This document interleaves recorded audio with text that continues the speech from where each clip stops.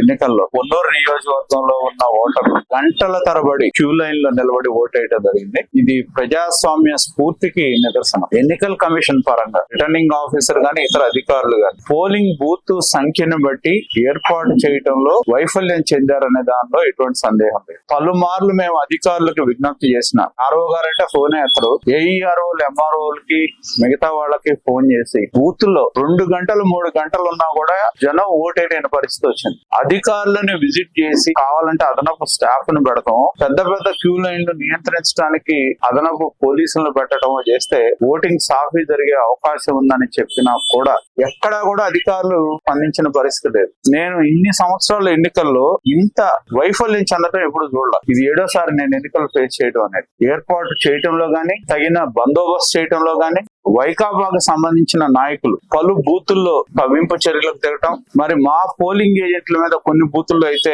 దౌర్జన్యంగా లోనకెళ్ళటం, ఏజెంట్ల మీద నానా దుర్భాషలాడటం ఉన్నా కూడా మా కార్యకర్తలు ఓటింగ్ ని దృష్టిలో పెట్టుకుని ఎంతో సమయంతో ఎన్నికల ప్రక్రియలో మా వాళ్ళు భాగస్వాములు కావడం జరిగింది. అలాగే ముఖ్యంగా కొన్ని గ్రామాల్లో తప్పుడు కంప్లైంట్లు ఇవ్వటం, అధికార పార్టీకి సంబంధించిన నాయకులు వడ్డమూడి గాని తక్కెళ్ళపాడు గాని అటువంటి గ్రామాల్లో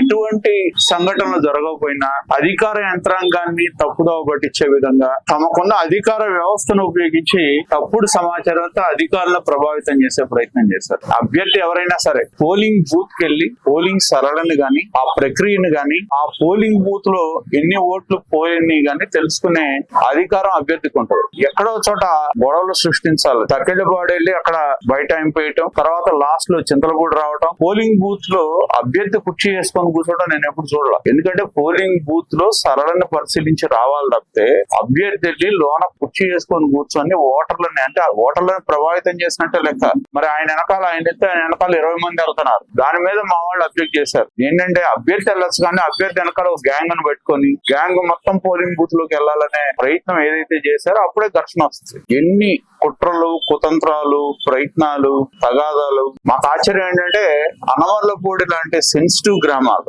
పోలీస్ బందోబస్తే లేదు. పోలింగ్ సమయంలో ఎన్నో ప్రయత్నాలు చేసినా అక్కడ ఉండే స్థానికంగా ఎంపీపీ అయినా కూడా లోనకి వెళ్ళడానికి లేదు. లోనకి వెళ్ళి పోలింగ్ బూత్ సరౌండింగ్స్ లో ఉంటే అబ్జెక్ట్ చేస్తే అప్పుడు కానీ బయటికి పంపించాల. ఎన్నికల ప్రక్రియలో తెలుగుదేశం పార్టీకి బలంగా ఓటింగ్ జరుగుతుందనేది రావటం వలన ఫ్రస్ట్రేషన్ లో ఎన్నికలు అయిపోయిన తర్వాత దళితుల మీద దాడి చేశారు, కులం పేరు పెట్టి తిట్టారు, ఊళ్ళో కరెంటు తీశారు. సమస్యాత్మకమైన గ్రామం అని తెలిసినా కూడా పోలీస్ యంత్రాంగం తగిన సెక్యూరిటీని ఇవ్వటంలో వైఫల్యం చెందింది. ఎక్కడెక్కడ ఉన్నా కొంతమంది రౌడీ ముక్కలు రావటం, దాని మీద పోలీస్ కంప్లైంట్ కూడా ఇవ్వటం జరిగింది. ఖచ్చితంగా ఎవరైతే దౌర్జన్యాలకు పాల్పడేవాళ్ళు వైకాపా నాయకులు అధికారాన్ని అడ్డం పెట్టుకుని పోలీసులతో తమకున్న సాన్నిధ్యాన్ని అడ్డం పెట్టుకుని కొన్ని చోట్ల దాడులకు ప్రయత్నం చేశారు. దానిలో మా కార్యకర్తలు ఎంతో సమయాన్ని పాటించడం జరిగింది. కానీ వాళ్ళు చూస్తా ఉన్న పల్నాడు పోలీస్ వ్యవస్థ అనేది రాష్ట్రంలో ఉందో లేదో అర్థం కావటం.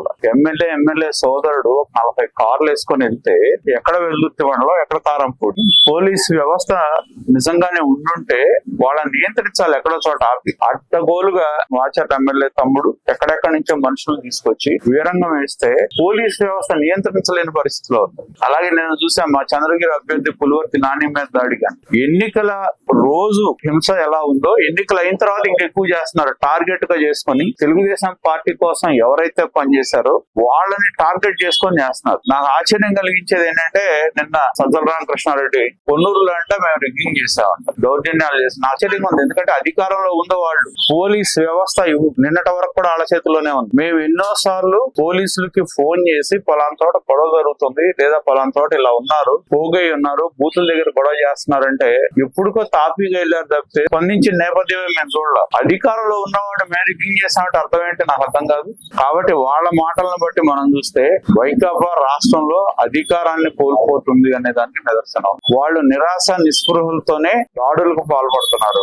కాదే మేము స్పష్టం చేసేది ఒకటే, ఎన్నోసార్లు మేము గతంలో కూడా మేము విజ్ఞప్తి చేశాం. ఎన్నికల్లో ఎవరి పార్టీ వాళ్ళు చేసుకుంటారు, ఎవరి కోసం వాళ్ళు పనిచేస్తారు. కానీ దాన్ని అడ్డం పెట్టుకుని తెలుగుదేశం పార్టీ కార్యకర్తలని బెదిరించాలను దౌర్జన్యం చేయాలను చూస్తే ఊరుకునేది లేదు, సహించేది లేదు. అలాగే మన దగ్గరే మనం చూసాం తగిలిపాడు అయితే ఏ విధంగా ఓటర్లు వాళ్ళు ఎమ్మడబడ్డారు. వైఎస్ఆర్సీపీ ఎమ్మెల్యే అభ్యర్థి మామిళ్లపల్లిలో కూడా ఎన్నో రకాలుగా దౌర్జన్యం చేశారు. మా కార్యకర్తల మీద కూడా దాడి చేసే ప్రయత్నం చేశారు. చేశారు. కాకపోతే మాకు కావాల్సింది ఓటు వేయించుకోవడం ప్రధానం కాబట్టి మా కేడర్ ఎంతో సమయంతో ప్రవర్తించడం జరిగింది. కాబట్టి రాష్ట్ర వ్యాప్తంగా జగన్మోహన్ రెడ్డి ప్రభుత్వానికి వ్యతిరేకంగా ప్రజలు పెద్ద ఎత్తున ఓట్లు వేయడానికి వచ్చారు. గంటల తరబడి క్యూ లైన్ లో నిల్చున్నారు.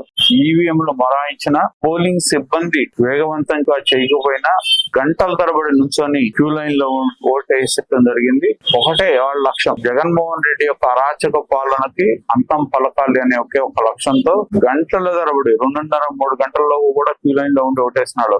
దాదాపు మంది 85-86% అయింది. ఇది ప్రజాస్వామ్య స్ఫూర్తికి నిదర్శనం. కాబట్టి ప్రజాగ్రహంలో వైకాపా ప్రభుత్వం జగన్మోహన్ రెడ్డి పాలన అంతం కావటం ఖాయం. వైకాపా నాయకులు దౌర్జన్యం చేయాలనో బెదిరించాలనో చూస్తే ఇంకా ఆ రోజులు పోయినాయి అనేది గుర్తుపెట్టుకోండి.